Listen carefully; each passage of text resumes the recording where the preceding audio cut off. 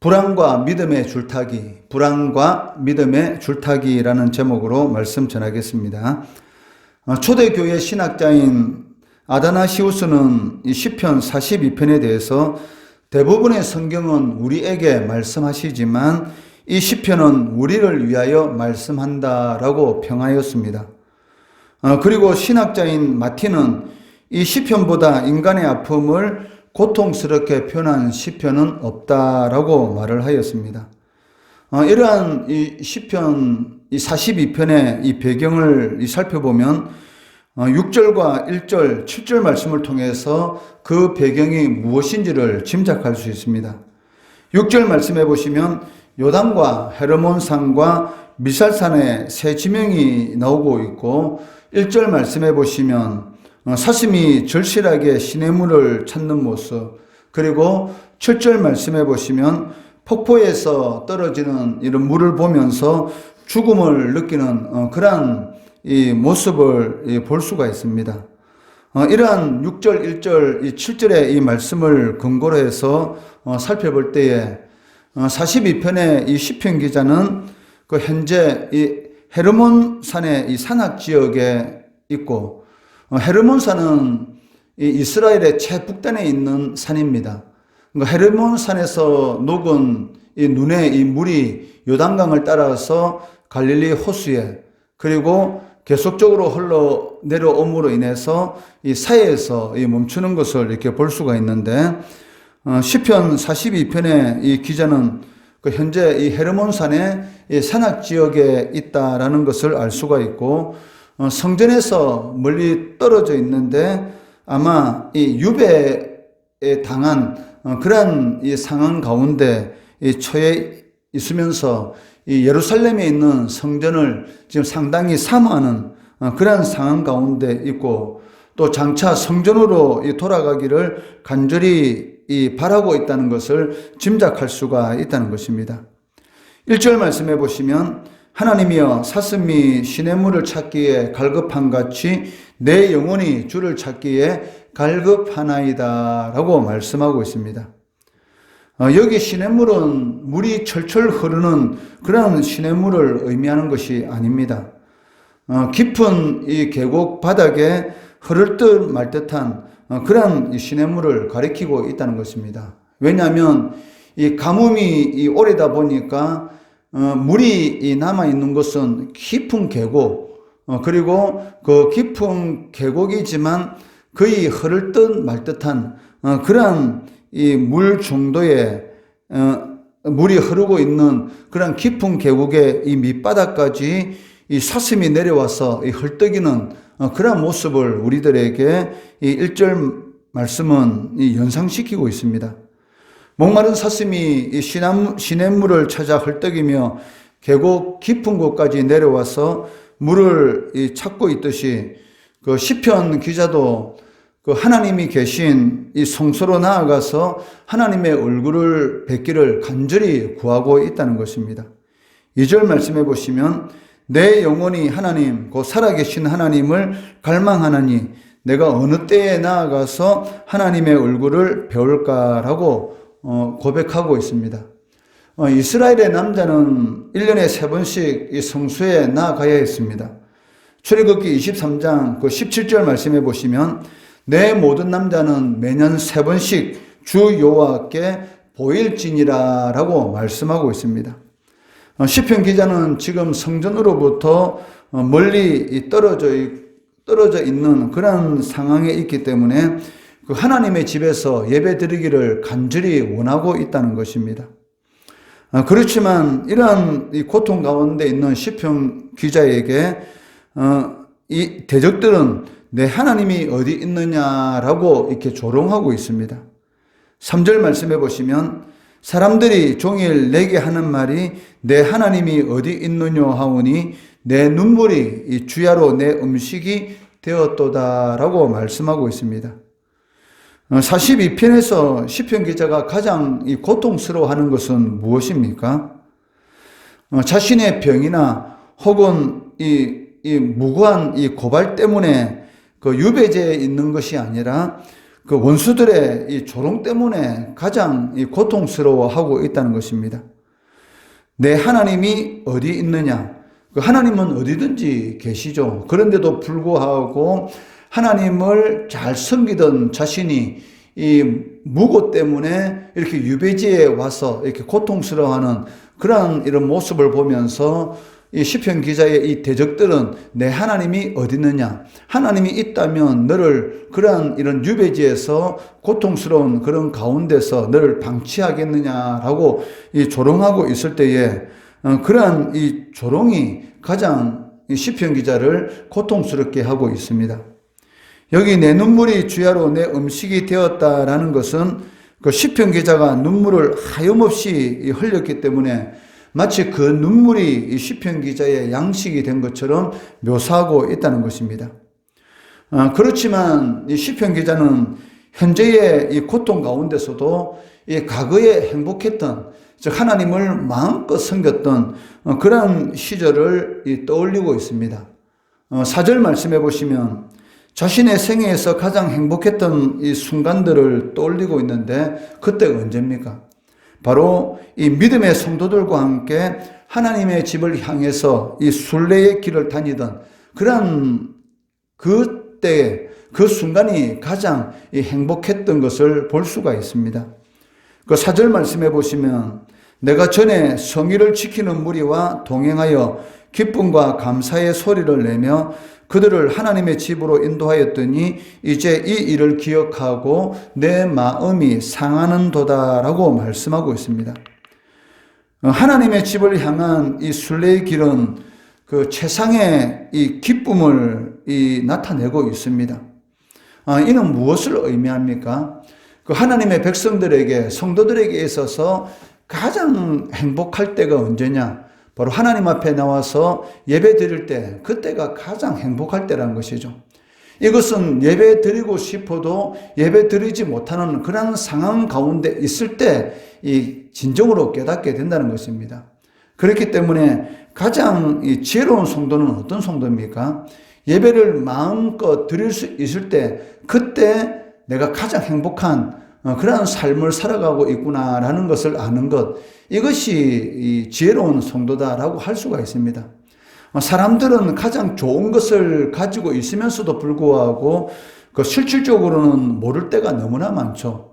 그렇지만 그것을 잃어버리고 난 이후에 깨닫게 되는 그런 일들이 얼마나 많습니까? 자기가 얼마나 좋은 것을 가지고 있었는지, 그것이 얼마나 이 보배로운 것이었는지 그것을 사실 알지 못할 때가 많은데, 시편 기자는 억울한 누명을 쓰고 유배지에서 예루살렘 성전에서 하나님께 예배드리고 싶어도 예배드리지 못하는 그러한 상황 가운데서 이 과거 이 믿음의 성도들과 함께 예루살렘으로 순례했던, 하나님 앞에 나아가서 마음껏 예배드렸던 그 순간을 기억하면서 그 하나님 앞에 영광 돌리는 것을 볼 수가 있습니다. 그때가 가장 행복했던 시절이었구나라고 이 4절 말씀을 통해서 고백하고 있다는 것이죠.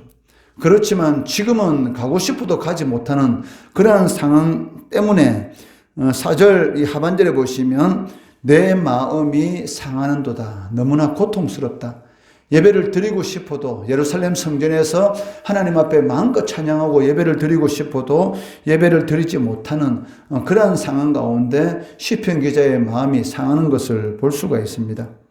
이사야 35장 10절 말씀해 보시면 여호와의 속량함을 받은 자들이 돌아오되 노래하며 시온에 이르러 그들의 머리 위에 영영한 희락을 띠고 기쁨과 즐거움을 얻으리니 슬픔과 탄식이 사라지리로다라고 말씀하고 있습니다. 바벨론에서 가장 이 고통스러운 것, 바벨론 이 포로 생활 가운데서 이스라엘 백성들이 가장 고통스러운 것이 무엇이었겠습니까? 바로 하나님 앞에 예배드리고 싶어도 예루살렘 성전에서 예배드리고 싶어도 드리지 못하는, 그리고 이 바벨론 사람들에 의해서 내 하나님이 어디 있느냐라는 이런 시편 이 42편의 기자와 똑같은 그러한 조롱을 받을 때 얼마나 괴로웠겠습니까?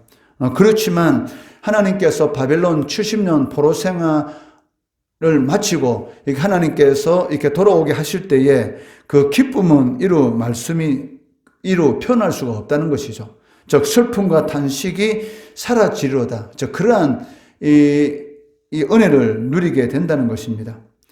시편 기자는 하나님께 예배했던 행복했던 그러한 순간들을 떠올리면서 낙심하고 불안해하는 자신을 꾸짖고 있습니다. 그러면서 무엇이라고 말합니까? 하나님을 바라보라 라고 명령하고 있고 주님을 영원히 찬송할 것이다 라고 선언하고 있습니다. 5절 말씀해 보시면 내 영혼아 내가 어찌하여 낙심하며 어찌하여 내 속에서 불안해하는가? 너는 하나님께 소망을 두라. 그가 나타나 도우심으로 말미암아 내가 여전히 찬송하리로다 라고 말씀하고 있습니다. 하나님의 도우심이 없이는 우리가 하나님을 찬송할 수가 없죠. 우리는 마치 자신의 의지에 따라서 하나님 앞에 나와서 예배드리고 하나님 앞에 기도하고 찬송할 수 있는 것처럼 생각하고 있지만 실질적으로는 그렇지 않습니다. 하나님께서 불러주시지 않고 하나님의 은혜가 없이는 그 누구도 하나님 앞에 나와서 예배를 드릴 수가 없다는 것이죠. 그렇기 때문에 시편 기자는 5절 말씀을 통해서 낙심하고 절망하는 불안해하는 그러한 자신의 영혼에 대해서 무엇이라고 말합니까? 하나님께 소망을 두라는 것이죠. 예배를 드리고 싶어도 드릴 수 없는 그런 상황이 있지만 하나님께 소망을 두면 반드시 하나님께서 나타나서 도우실 것이다. 저 불안해하는 자신의 이 마음을 진정시켜 주시고 하나님을 찬송할 수 있는 그런 은혜를 베풀어 주실 것이다 라는 그러한 이 믿음의 확신을 가지고 하나님 앞에 기도하는 것을 보게 됩니다. 시편 기자는 현재 어떻습니까? 이 불안이라는 줄과 그리고 믿음이라는 줄 위에서 이 줄타기 하고 있는 것을 이렇게 볼 수가 있습니다. 그렇지만 시편 기자는 그 스스로에게 뭐라고 말합니까? 이 불안의 줄로 나아가기보다는 믿음의 줄 위에서 도약하라, 즉 뛰어라 라고 요청하고 있다는 것입니다. 그렇지만 우리도 똑같지 않습니까? 이 낙심하는 이 불안한 그런 상황 가운데 있을 때 하나님의 말씀을 붙들고 그 불안과 그리고 그 낙심을 이기려고 노력하지만 그 실질적으로 다시 또 낙심하게 되는 그러한 상황이 언제든지 있을 수가 있습니다. 6절 말씀 상반절에 보시면 내 하나님이여 내 영혼이 내 속에서 낙심이 되므로 라고 말씀하고 있습니다. 그렇지만 현재 상황이 비록 참담하고 고통스럽다 할지라도 포기하지 않고 하나님께 자신을 맡기는 그러한 시편 기자의 이 모습을 보게 됩니다. 8절 말씀해 보시면 낮에는 여호와께서 그의 인자심을 베푸시고 밤에는 그의 찬송이 내게 있어 생명의 하나님께 기도하리로다 라고 고백하고 있습니다. 기도는 어떤 상황 가운데 있을지라도 붙들어 주시는 그런 은혜가 임하는 통로라고 할 수가 있습니다. 낙심하고 절망하고 불안해하는 그런 상황 가운데서 기도만 할 수 있다면 7번 넘어지더라도 8번 일어나게 하는 그런 하나님의 은혜를 체험할 수가 있다는 것이죠. 시편 기자에게 있어서 뼈가 으스러지는 것 같은 그런 죽음의 고통이 무엇입니까?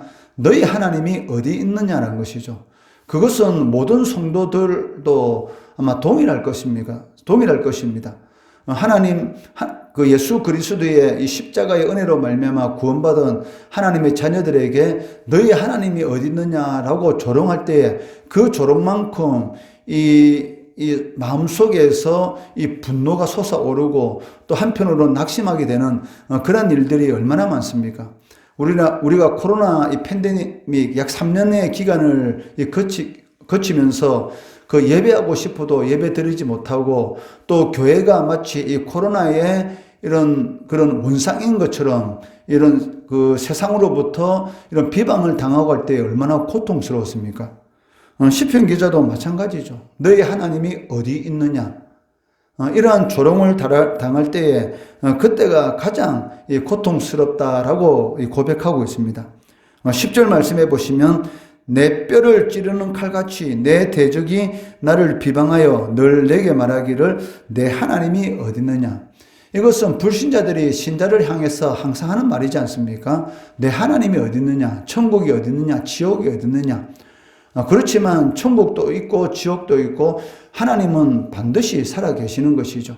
공기가 눈에 보이지 않지만 존재하는 것처럼 하나님도 눈에 보이지 않지만 세상 어디든지 하나님은 계시다는 것입니다.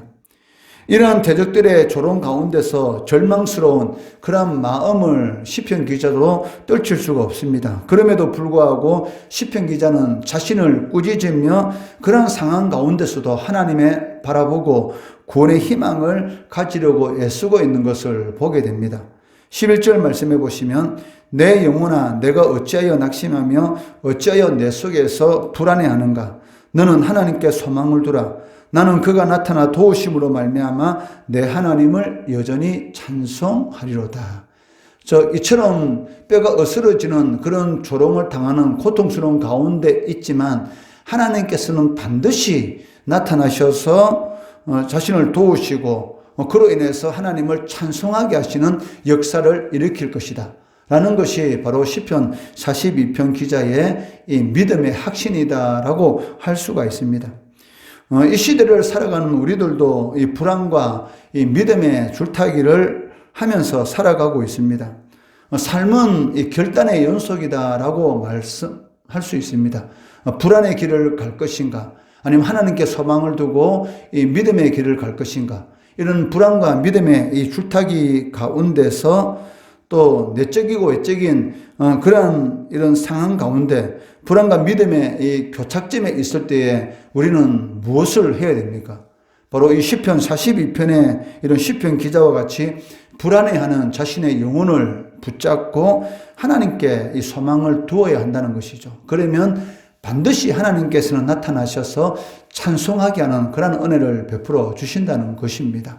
이런 은혜, 낙심하고 절망할 수밖에 없고 불안해할 수밖에 없는 그런 상황 가운데 있다 할지라도 찬송하게 하시는 그런 하나님을 바라보며 승리하시는 우리 성도 되시기를 주의 이름으로 축원합니다.